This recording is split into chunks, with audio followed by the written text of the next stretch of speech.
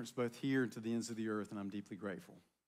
So we're in a series called Love Stories. We're beginning it today. And I want to say to you before we say anything else that this book encapsulates the greatest love story of all love stories. And every other love story, including your love story, is a subcategory of this story. And so today we're going to be looking and beginning this month a series about the patriarchs of the Christ faith, the Judeo-Christian faith, beginning with Abraham and Sarah. We learned a lot about Abraham and Sarah last week when God said, leave and the land where you are, and ultimately I'm going to send you to the land where you're going to know. You're not going to know where you're going, but ultimately you're going to know when you get there. Abraham and Sarah say that ultimately through them all the families of the earth are going to be blessed.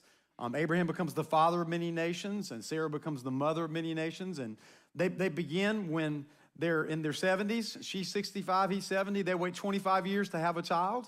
The first child they have is actually somebody that was conceived outside of God's plan, his perfect plan, where they did it the wrong way because they were tired of waiting. They'd waited 25 years, and Hagar, the servant of Sarah, conceived Ishmael with him, and ultimately you and I still live with the consequences of that bad decision.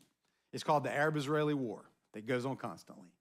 But the promised child would come through Sarah and Abraham. They waited 25 years for this to happen, and Isaac came. As a matter of fact, they laughed at it when God said that I'm going to have a child. So much so that they named Isaac laughter. The word Isaac in Hebrew is Yitzhak. Everybody say Yitzhak. Good deal. So you guys learned some Hebrew today. You can go back and brag and tell your family members that you learned Hebrew. But literally, Isaac could have easily been called, hey, you're a joke, or laughter. Anybody know anybody named Laughter or Joke? No, that was Isaac's name. Because it seems so incredible that at 100 years old and 90 years old, this man and this woman would conceive a child. But God promised Abraham that through him, all of the families of the earth would be blessed. Now, that's God's promise. That means that you've been blessed through Abraham and Sarah, and Isaac and Rebekah we learned about today, and Jacob and Rachel as we learn about next week, and Justin Wallace will preach at the conclusion of 180 weekend about Jacob and Rachel, and on and on and on it goes. But here's the thing I want to say to you. I want to invite you, if you would, to stand up your feet again like we did a little bit earlier.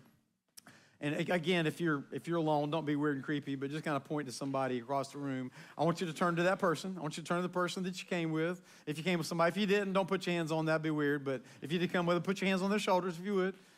I want you to shake their shoulders and say, the details matter. Say it again, say the details matter. Very good, good deal. So why is that important? Let me ask you a question. How many of you believe that by paying attention to a detail in your marriage with your spouse or with your betrothed, if you are engaged together, or the person that you came to today that you're like, hey, baby, you're my girlfriend, hey, you're my boyfriend. How many of you believe that by paying attention to the details, you can make that relationship better? Good. I mean, you can, right? And so we tend to not pay attention to the details, and therefore, because we don't, we tend to find that the love fires fade. And today, I'm going to invite you to poke around in the fire and wherever you are in your life to remember that the details matter. So as you think about how you're going to spend your life and who you're going to spend your life with, whether you're in middle school, and you remember in middle school, you fall in love the first time, it's like, we're going to get married, we're going to have children, right? One of the reasons middle schoolers are so crazy and mixed up is because their bodies become physically capable of having children, but they're not anywhere near ready because their brain is not developed. How many of you know that according to brain science, that the whole brain is not developed on all sides of it, the rational sides and the emotional sides, until people about 25 years old, right? How many of you are under 25? That means you're not completely in your right mind yet, but anyway, just stay with it.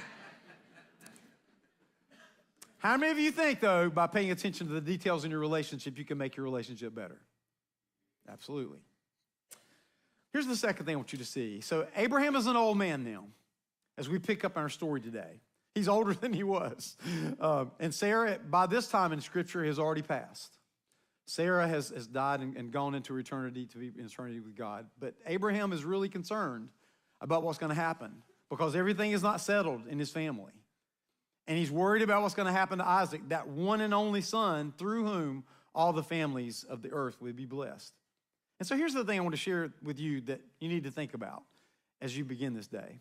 How many of you have children or grandchildren who are on the market? Okay, some of you. or they're off the market, but they're in a relationship already. Here's the deal. Something Abraham did, something we need to do. Care about where your loved ones are shopping. Care about who's going to put a ring on it. Care about who's going to get the ring put on them. And as you do that, you need to make sure to pay attention to that. Moms and dads have wisdom to share with all of us in relation to the people that we choose and select. Listen, let me put this in my Cajun English from my New Orleans days. If your mama don't like them and your daddy don't like them, then they gonna be problems with your relationship. Now, I'm not saying your mom and daddy get to make the final pick. I was very fortunate in this regard. My mother-in-law is here today. Would you stand up so people know who you are? I mean, literally, stand up. My brother-in-law's sitting beside her. My wife's over here, my family, and that kind of stuff. So she had something to do with me and Andrew getting married. Didn't you? You kind of did anyway. Sorry. She sat down. So in college, I was a cheerleader at Gardner-Webb University, and she pointed out to me, to Andrew's in the stands. She said, how about him? And she went, ooh. Or like, he's a jerk. And both of those things probably are still true as far as that's concerned. And by the way, I saw you guys looking at me. Cheerleader, huh? That's right. That's right. Listen, I played football, and I've hit a guy in the head, and I have picked up a girl, and I can tell you which one's better. But when I fell in love with Andrew, my cheerleading days were ended after that, as far as that's concerned. You see, we need to care about your loved ones who are shopping and where they go. Abraham, Genesis 24, verses 1 through 4, was now very old, and the Lord had blessed him in every way. Let's pause for there just a minute. What if that could be said about your life and my life? One day there's going to be a day when I'm very old. I'm not there yet, thankfully. One day you're going to be very old. What if in that day you're going to be able to say you were blessed in every way? I want to live my life to live according to that phrase. It didn't mean he did everything right, but it did mean that he was blessed in every way. He said to the senior servant in his household, the one in charge of all that he had, put your hand under my thigh.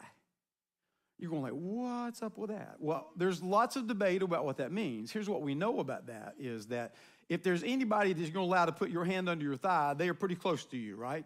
There's somebody that you trust. This is a solemn vow and a solemn oath. When you're doing this, you're saying, I'm part of your family. I'm part of what it is that is important to you. He said, put your hand under, I want you to swear this to me. Here's what he says.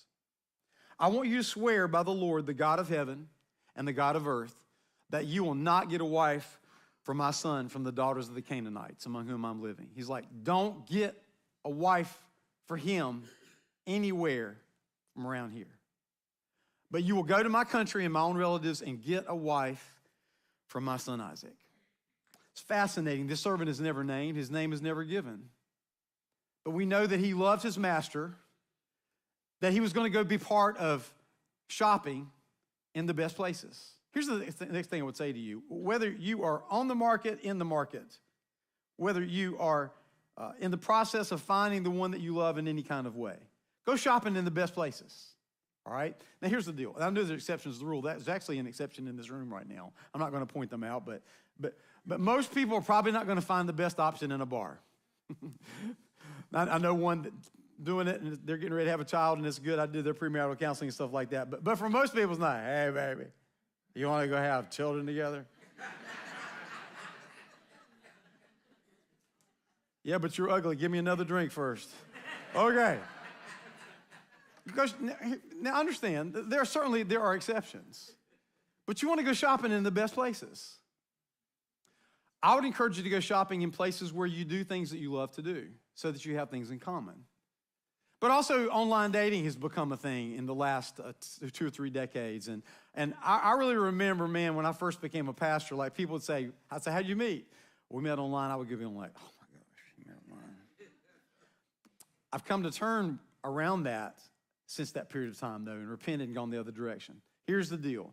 Online dating can be successful if you're honest. If you put the real picture of who you are and not like you're from Vogue magazine or GQ, guys. If you're honest about how you look and then you answer the questions honestly, not trying to put something out there so that you'll attract the right kinds of people because you're trying to be something that you're not.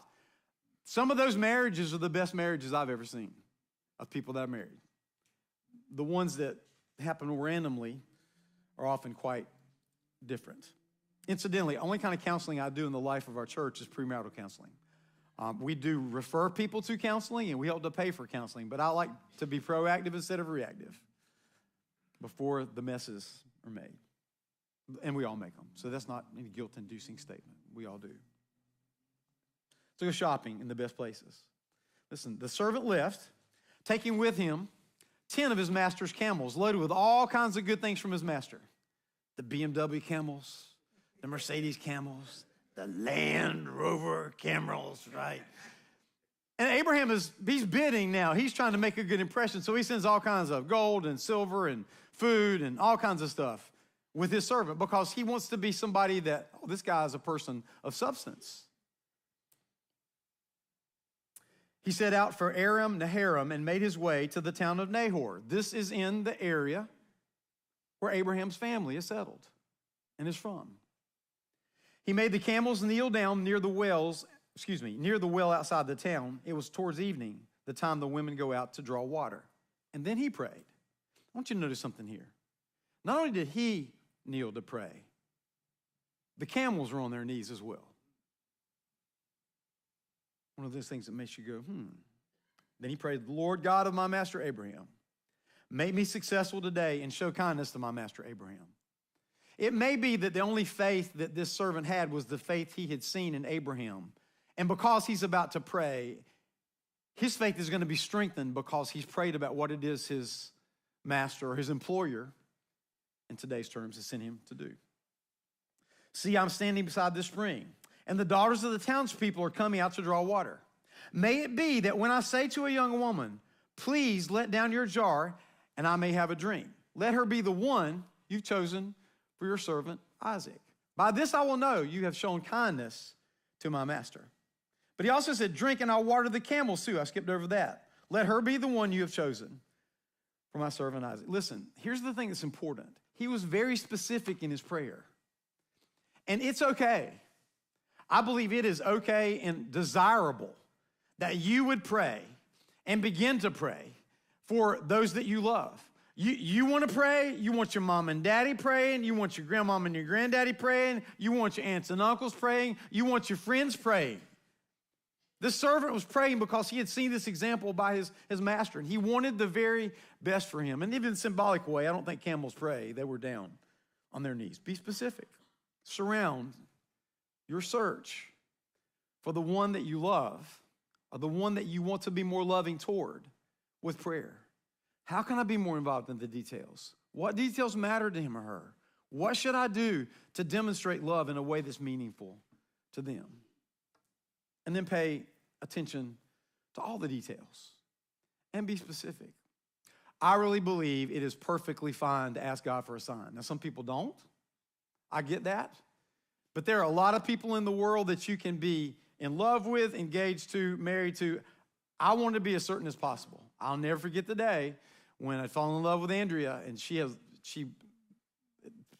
cast me under her spell. And it was a beautiful spell. Well, I said, God, do you really want me to marry her? And I walked in the cafeteria where we met at Gardner-Webb University, and Stephen Bishop's song, Something's Telling Me It Might Be You, came on right after finishing saying that prayer. Now, the first service said, oh.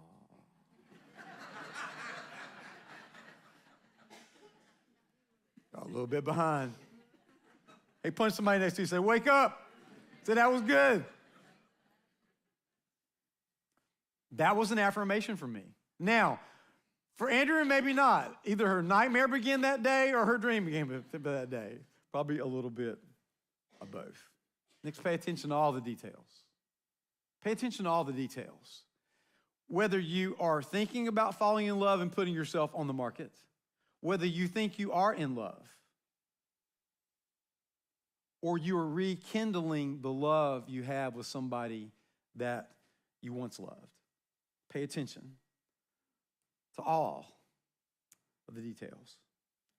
Before he finished praying, Rebekah came out with her jar on her shoulder. She was the daughter of Bethuel, son of Milcah, who was the wife of Abraham's brother Nahor. She was Abraham's brother's child. Ultimately, we're all placed in that way. So if I was to tell you my story in a biblical kind of way, it would be I'm Ray, son of Stanley and Betty Jr., in the house of Stanley Sr. and Alta, and the son of George Washington Hardee, and that's the way they talk back in these days. We're going to see it in just a moment. Again, they located themselves within a bigger family. You're not just getting married to try to hook up for a minute to see if it works out. Couple goes to Stafford's Jewelers up here next to Rose's, and they overheard saying to one another, let's just pick out a little ring. After all, this is the first marriage for both of us. The woman was very beautiful, a virgin. No man had ever slept with her. She went down to the spring and filled her jar and came up again. The servant hurried to meet her and said, please, give me a little water from your jar. Drink, my lord, she said, and quickly lowered the jar to her hands and gave him a drink. After she had given him a drink, she said, I'll draw water for your camels too. Bing, bing, bing, bing, bing, bing. Lights go off. Balloons go up the iPhone. It's a celebration time. Their celebration fireworks go off because the servant's going like, God has specifically answered this prayer. I will draw water for your camels too until they have had enough to drink. So she quickly emptied her jar into the trough, ran back to the well to draw more water, and drew enough for all his camels. Without saying a word, the man watched her closely to learn whether or not the Lord had made his journey successful. Pay attention to all the details. All the details. Even when you're specific in your prayers. Quite often when I'm sitting with a couple that are in premarital counseling, I'll ask them how long they knew each other. And if they say 6 months or less, all of a sudden, this red light comes up in front of me. Now, nobody sees it. But if they've only known each other that little bit of time, there's probably not enough time that has passed for them to know things about it. Here's where I'm encouraged. When somebody says, we've known each other a year and a half or 2 years or 3 years, when they say 4 or 5 or 6 or 7 years, I'm going like, well, what was wrong with y'all? Did you just not get it? Well, we were 12 when we got married. Oh, okay, I get it, right? Here's why. Because you need to know what that family does together. How do they talk to one another? Where do they go on vacation?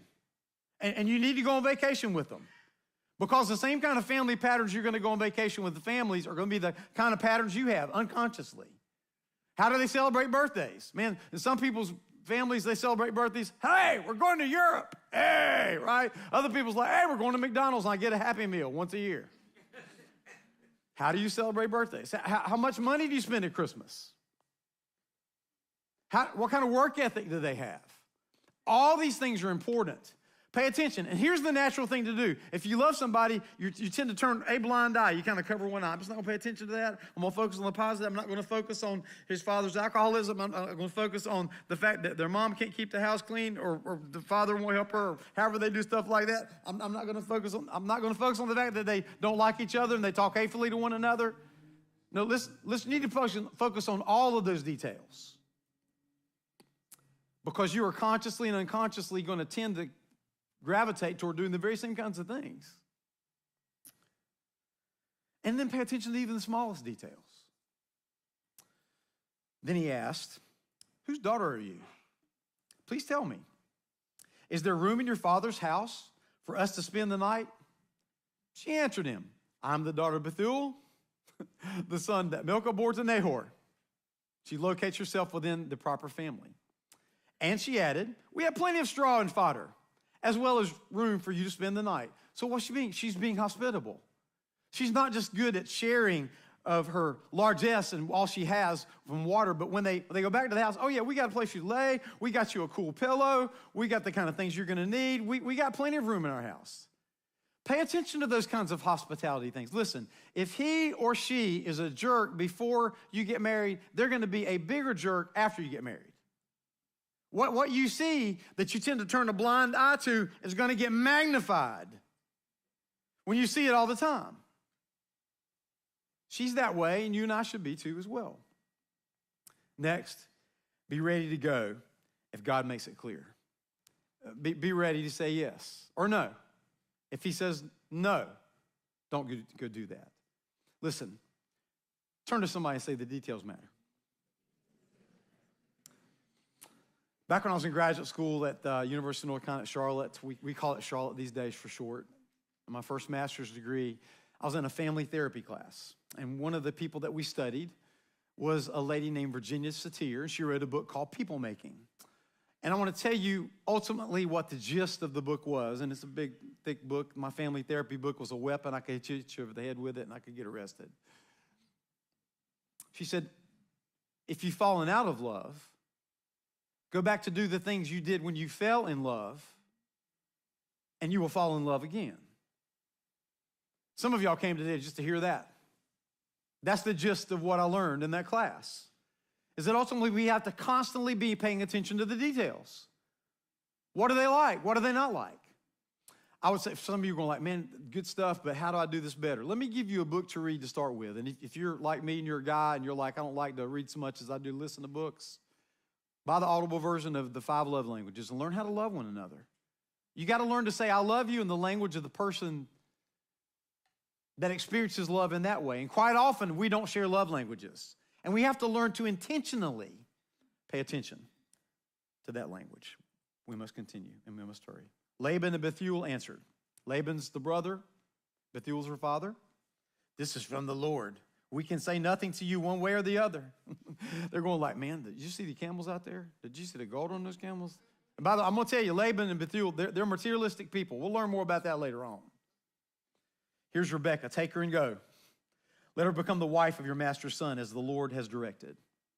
So they called Rebekah and said, will you go with this man? And she said, I will go. You see, she'd been praying too. And Isaac had been praying as well. And when you get that clear signal to go, go. And prepare for God to move in the relationship. Our last scripture for the day. Now Isaac had come from Beer Ha Leroy, for he was living in the Negev. He went out to the field one evening to meditate. You see, he's praying about this too. The servant's praying, Abraham's praying, he's praying. Everybody's praying for this to work out. And as he looked up, he saw camels approaching. Rebekah also looked up and saw Isaac. It's one of those moments in the movie, like a Hallmark moment. And she saw Isaac. She got down from her camel and she asked the servant, who's that man in the field coming to meet us? He's my master, the servant answered. She was about to meet, and this was an arranged marriage. I would be willing to bet most of you have not come from arranged marriages, but the principles still apply. She took her veil and she covered herself. Now, here's what she didn't do. She didn't get on Facebook or Instagram and take off most of her clothes and go.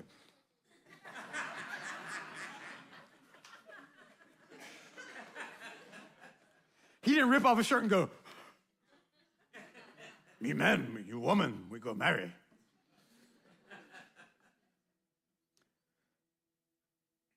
I would pay attention to that. If she's having to show out or he's having to show out to get your attention, then after a while, all that's going to change. Just saying. Isaac looked up. She looked up. They saw each other. And all of a sudden, wake up, wake up, wake up. If you know that song, shame on you. You're in church. Isaac brought her into the tent of his mother, Sarah. And he married Rebekah. Isn't it interesting he mentioned Sarah? So she became his wife, and he loved her. And Isaac was comforted after his mother's death. Isn't that fascinating? She's not going to be his mama. She's going to be his wife. But there was a place missing in his life for a woman that was to be his one and only. Today, as we close this service, is there something you can do in your life that will make life better for you if you already are married or in a courtship or a relationship? The details matter. Maybe make a decision before you leave your seat to walk out today. Here's the detail I'm going to start to pay attention to because this means a lot to him or this means a lot to her. And that's all you needed to come for today. For others, you need to understand that in God's love story, details matter to everyone. you're part of his story, and I'm part of his story. But he only comes in by invitation. God does not kick the doors down on our soul and say, I'm demanding to come in, I'm taking over, I'm going to body slam you, whether you like it or not. Instead, he knocks on the door of your heart and he invites you to let him in. Today, if you've heard God's voice, I want to tell you how to do exactly that. Would you bow your heads and hearts in prayer? Yesterday, a dozen people in this room responded to an invitation like this, that God loved the world so much that he sent his one and only Son so that whoever believes in him should not perish but have everlasting life. For God didn't send his Son into the world to condemn it, but to save the story, to save the world through him. Today, our big now what for today is enter into God's love story. How do you do that? How do you enter God's love story for you? Whether you're watching from a distance or you're watching from this room, or your heads are bowed, your eyes are closed. The Lord of this universe is inviting you into his story. Will you say yes? You say, well, how do I do that? In the simplest form, just pray this. Say, dear Jesus, I give you my life. I'm following you now. Dear Jesus, I give you my life. I'm following you now.